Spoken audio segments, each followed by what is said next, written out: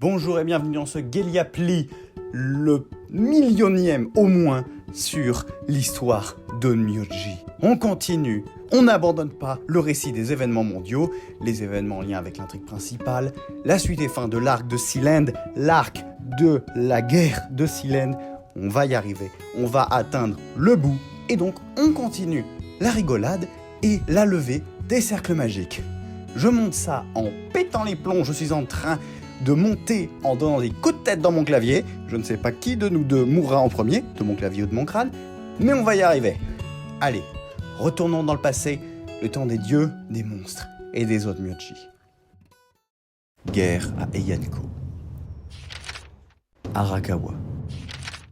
Sur les bords du fleuve Arakawa, Kingyo se tenait à la tête d'un petit groupe d'esprits des eaux, des volontaires pour reprendre leurs eaux. Tout à l'arrière marchait Yaobikuni, qui venait lever le cercle magique. Elle venait en avance au motif qu'elle détestait perdre son temps et pouvait ainsi retourner à Heian-ko plus vite. Si l'argument pouvait s'entendre, on suspectait aussi une certaine appréhension de la part de la voyante. Cette bande de bras cassés pouvait-elle vraiment vaincre un contingent de Sealand ?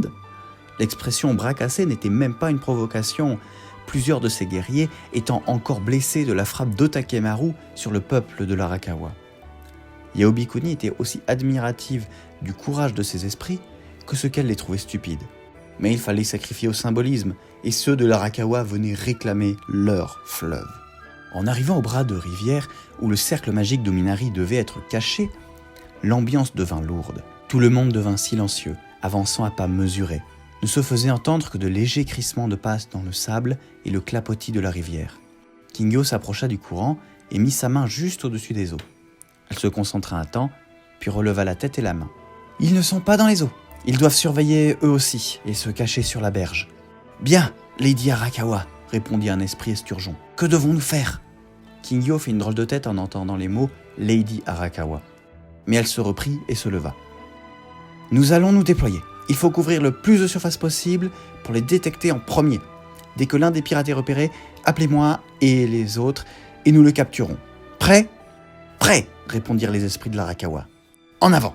Ils se déployèrent en arc de cercle large et avancèrent sur la berge, opérant le plus discrètement possible. La voyante remarqua que la main de Kingyo tremblait, arrivait à peine à tenir la faute de son Kusarigama. Ils avancèrent ainsi, dans un silence pesant et une angoisse grandissante. Soudain, un cri d'alarme. Mais du mauvais côté des dunes ! Ils avaient été repérés !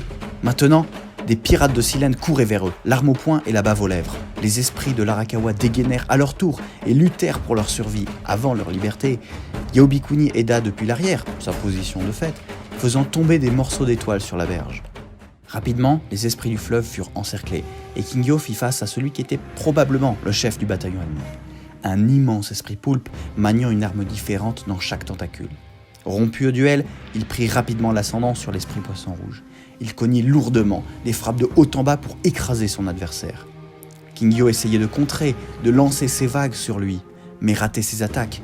Et surtout, chaque vague ne parvenait qu'à le repousser un peu, reportant d'une seconde le prochain coup de sabre. Autour, les pirates prenaient dangereusement le dessus. Kingyo rata son coup une fois de plus. Elle vit une lueur amusée dans le regard noir de son ennemi, et elle ne releva pas son bras. Aussitôt, elle se prit un coup de masse si violent qu'elle s'envola de l'autre côté des dunes de galets et s'écrasa tout contre la rivière. Hors du champ de bataille, elle était hors de vue, mais entendait encore les bruits des combats, en particulier les cris de douleur de ses alliés. Ces pauvres idiots qui l'avaient pris à leur tête. Elle ramassa son arme en tremblant, essaya de se relever, mais retomba sur les genoux. Elle lâcha son Kusarigama et se détourna pour vomir dans un buisson de joncs. Non, elle ne pouvait pas tenir. Tout allait échouer, Sealand allait gagner. Elle se détourna vers la rivière pour s'y laver la bouche, mais y revit en buvant le moment où Lord Arakawa avait lui aussi sombré dans les eaux. Tout le monde finirait ainsi, tout le monde allait mourir. Arriva de derrière Yaobikuni. « Ah, tu es là, j'ai cru qu'il t'avait tué sur le coup, et il faut vite !» La voyante s'interrompit en voyant le regard de Kingyo. Elle avait un corps d'adulte, des pouvoirs immenses et un entraînement digne d'un shikigami militaire, mais ses yeux étaient toujours ceux d'un petit esprit poisson rouge. « Kingyo, où est-ce que tu as mal ?» L'esprit montra son ventre, là où la masse avait frappé, puis monta la main à la tête. « Viens, j'ai quelque chose. » Yaobikuni sortit d'une poche une amulette prise dans la réserve de Sémé, un simple sort de défense qu'elle posa sur le dos du poisson rouge. Une douce lumière brilla. Ça ne soignerait pas, mais détendrait et effacerait la douleur. Est-ce que tu peux te lever ? Non, ça sert à rien. Pardon ? Ça sert à rien. Les autres vont mourir, tout le monde va mourir. Autant d'attendre ici, près de l'eau. Si l'esprit poisson rouge avait survécu au coup, Kingyo était en train de mourir. Yaobikuni regretta que Seme ne soit pas là avec ces mots justes. Elle réfléchit un instant. Non, c'est faux, affirma-t-elle avec force. Kingyo se retourna lentement, ne comprenant pas. La voyante reprit. D'abord, les autres ne meurent pas. Avant de venir ici, j'ai jeté une illusion, elle ne tiendra pas longtemps. Mais pendant ce temps, tes camarades peuvent se retirer. Ensuite, ça vaut toujours le coup de se battre. Si j'ai appris une chose de cette andouille d'Hiromasa, c'est qu'il faut persévérer, en particulier quand on nous dit que c'est perdu d'avance. Il faut y aller, pour ce qu'on croit, pour ce qu'on est. N'oublie pas qui tu es. Mais je suis qui ? Demanda Kingyo. Prise de court, la voyante marqua un temps d'arrêt. Tu es... Qui ? Insista le poisson rouge. Les gens de l'Arakawa m'appellent Lady, comme si je remplaçais Lord Arakawa. Mes amis m'ont encouragé en m'appelant Kingyo, comme si j'étais la même qu'avant. Mais rien n'est pareil, et tout est comme avant, et ça n'a pas de sens. Je ne devrais pas être là. J'aurais pas dû grandir, rester petite, et personne ne m'aurait rien demandé. On me renvoyait quelqu'un d'autre, un onmyoji, et il aurait gagné, parce qu'ils savent ce qu'ils font, ils savent qui ils sont, ce qu'ils font, et comment ils le font. Yaobikuni compléta la fin de la phrase. Tu sais, je me suis dit presque la même chose, il y a très longtemps. Tu as grandi, et acquis des pouvoirs d'un coup, sans savoir pourquoi. Alors écoute, tu sais que si je suis immortel, c'est parce que j'ai mangé la chair d'une sirène. Kingyo frémit. Les sirènes étaient les êtres les plus nobles des eaux, les grandes sœurs qu'on jalouse autant qu'on les admire. L'acte dont parlait la devineresse était si immonde qu'on n'osait pas en faire des histoires d'horreur. Mais ce que les gens ne savent pas, c'est que je n'avais pas le choix. Ce sont les villageois qui m'ont forcé à avaler pour augmenter mes pouvoirs et profiter de mes divinations. Toi non plus, tu ne pensais pas un jour faire partie des êtres les plus puissants du pays. Un peu quand même. Mais c'était un rêve d'enfant qui est devenu réalité pour une adulte en devenir.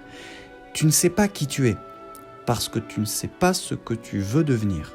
Rappelle-toi qui tu étais. Vois qui tu veux devenir. Tu sauras où tu en es. Comme on prend 2 étoiles pour savoir où on en est en mer. Je sais qui j'étais, fit Kingyo, en relevant la tête. Mais est-ce que je dois devenir une Lady Arakawa, comme les autres le veulent ? Ça, je ne sais pas. Mieux vaudrait demander à un ancien Lord Arakawa, c'est eux qui savent le mieux ce qui est ce travail. Mais ils sont tous morts, c'est le principe, s'interrogea l'esprit pendant que Yaobikuni se levait.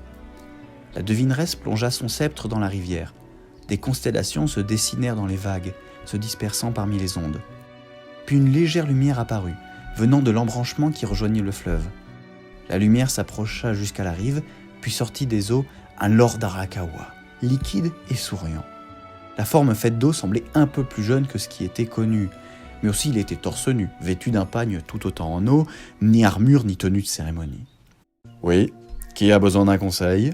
demanda le Lord Arakawa liquide. « Grande perche !»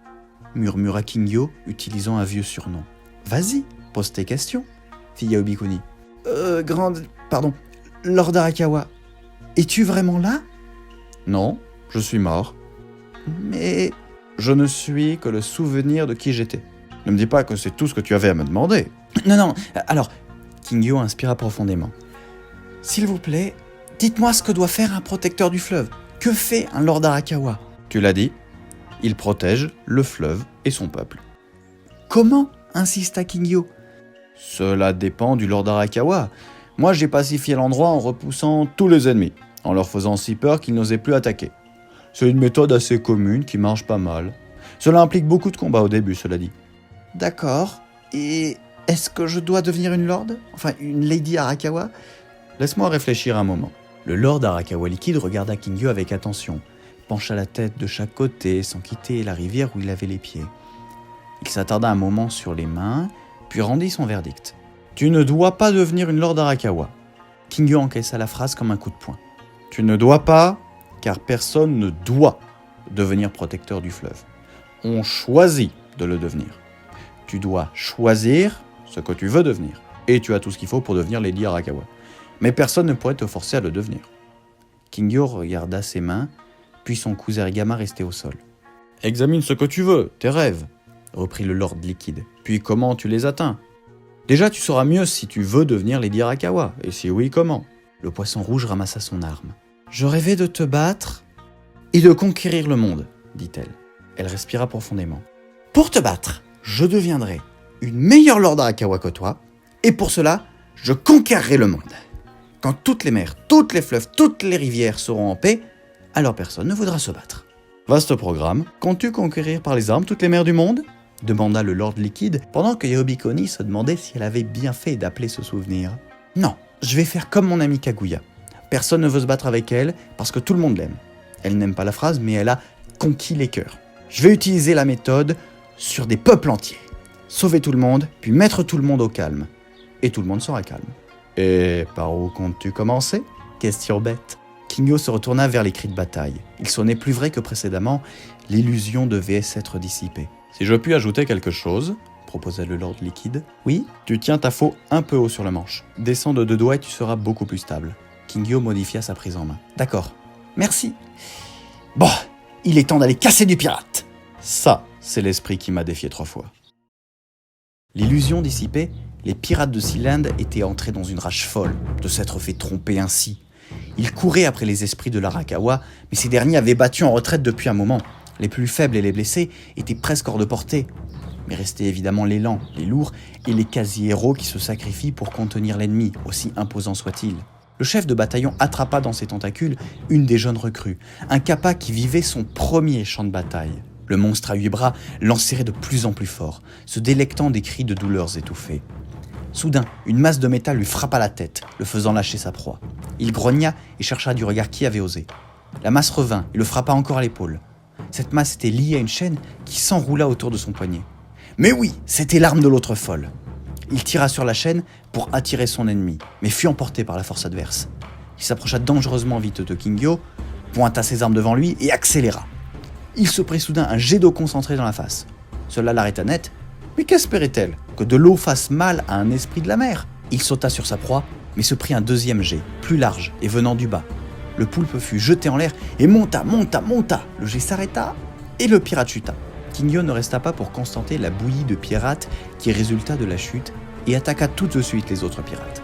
Derrière elle, Yahobikoni suivait, faisant toujours tomber des éclats stellaires sur tous ceux qui s'approchaient.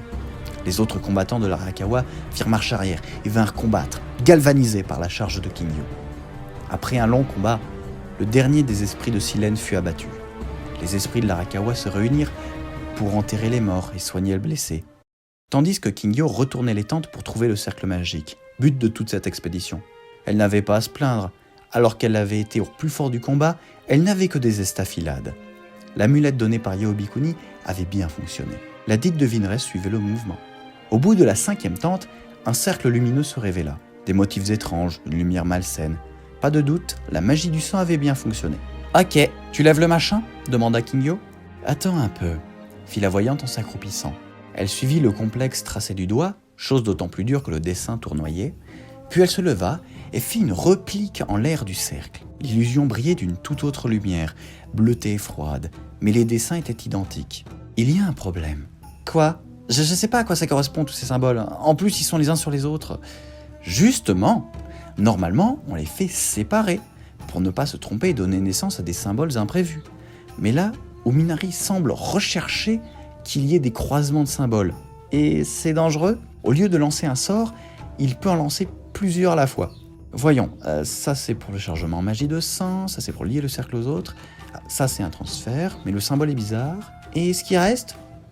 Eh bien, il y a une suite logique ici, donc une autre voie de communication là, mais pas reliée. Cela veut dire qu'il manque un cercle au sortilège pour le compléter. Et maintenant ça... Oh, avec la rotation, il finit ici le symbole, sur l'autre. Et ça fait quoi quand on superpose tes deux machins? Une forme. J'avais compris, mais... insista Kingyo, perplexe. Je te dis une forme, fit Yahobikoni en effaçant ses dessins volants d'un revers de main. Uminari ne transfère pas une énergie, mais une forme. C'est pour ça que le symbole était bizarre tout à l'heure. Il était à l'envers, il ne transfère pas une énergie au Mont Suzuka, il transfère une forme ici. Mais pourquoi? Quelle forme il compte transférer à ton avis? Le Mont Suzuka. Exactement. Il faut que j'avertisse Sémé au plus vite, mais avant, Yaobikuni planta le manche de son sceptre au centre du cercle magique, puis posa ses mains sur les côtés de la figure. Voici une alimentation qu'ils n'auront pas. Le cercle ralentit dans ses tourbillons et sa lumière décrut jusqu'à disparaître complètement. Mont Gris. Le Mont Gris était connu pour très bien porter son nom. Des pierres grises partout, un ciel rempli de nuages, même l'écorce des arbres semblait perdre ses couleurs. Hiromasa et son armure cramoisie ressemblaient à une cerise dans un bac à gravier. Sans se soucier de son manque de discrétion, l'Onmyoji Archer avançait à pas rapide vers son objectif. Il connaissait assez bien l'endroit, et Oguna, brave petit esprit, lui avait donné une description assez précise de l'endroit où se cachait le cercle magique. Uminari avait apparemment placé la chose derrière un temple en ruine sur la face ouest, derrière les contreforts. Il suffisait de remonter jusqu'au 2e étage de l'ancien chemin de ronde, puis de tourner à gauche. Il n'y avait qu'un chemin à suivre. Scabreux, traversé par de multiples éboulis et rempli de buissons épineux, que de la joie. Mais Hiromasa avança aussi vite que possible. Otengu était parti directement, en volant vers l'objectif, sans savoir qu'il y aurait un problème de taille. Attiré par la non-discrétion de l'Onmyoji, des esprits des lieux s'approchèrent. Une Kyumei Neko, esprit chat au poil noir, vint courir à côté de lui. Pourquoi tu fonces comme ça? Il se passe quoi? Otengu est dans les ennuis jusqu'au cou. Pourquoi? Il est parti affronter des gars de Silène, mais il y en a un qui a pile le pouvoir pour le contrer. C'est qui? Un esprit araignée de mer. En entendant le mot araignée, le chat sauvage écarquilla les yeux et perdit son sourire goguenard. Mais c'est la sauce totale, la sauce yakitori. Comme tu dis, il faut aller le tirer de là. À cet instant, un grand craquement les firent s'arrêter. Loin sur le flanc de la montagne, une tornade passait et emportait des esprits du mont Suzuka. Il y est déjà, soupira Hiromasa. Ça a l'air de bien se passer. Pour l'instant. S'il te plaît, est-ce que tu peux appeler des renforts? S'il y a des Tengu qui font rien, ils peuvent y aller plus vite. Je peux, mais j'y gagne quoi? Déjà, tu sauves au Tengu. Et on pourra fêter ça avec du saumon. Kyumei Neko écarquilla les yeux de gourmandise. Hiromasa se pencha à son oreille et murmura « Du saumon fumé ». L'esprit chat commença à saliver, puis partit en courant.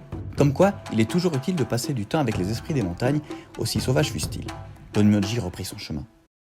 En passant le 3000e buisson épineux, Hiromasa arriva enfin devant le temple.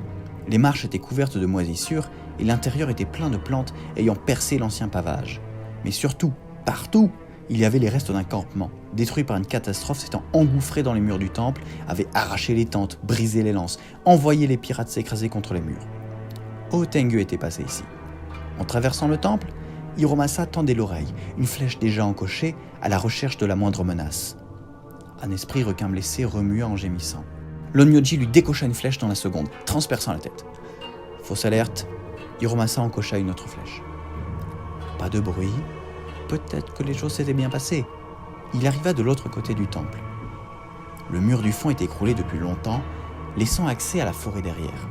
En franchissant le tas de décombres couverts de mousse, Hiromasa vit la scène tant crainte se dessiner en contrebas. Otengu était à genoux, au sol, un grand magicien muni de 8 pattes arachnéennes faisant des passes avec les mains au-dessus de lui. Il s'agissait bien d'une araignée de mer, la carapace couverte de picots en attestait. Autour de lui, divers soldats encerclaient le grand Tengu blond, approchant leurs lances de ses ailes. Ils avançaient lentement, car Otengu se débattait contre la magie qui l'entravait. Des filins rouges parcouraient son corps, semblant s'insinuer dans ses muscles pour le bloquer. Hiromasa s'accroupit et visa la tête.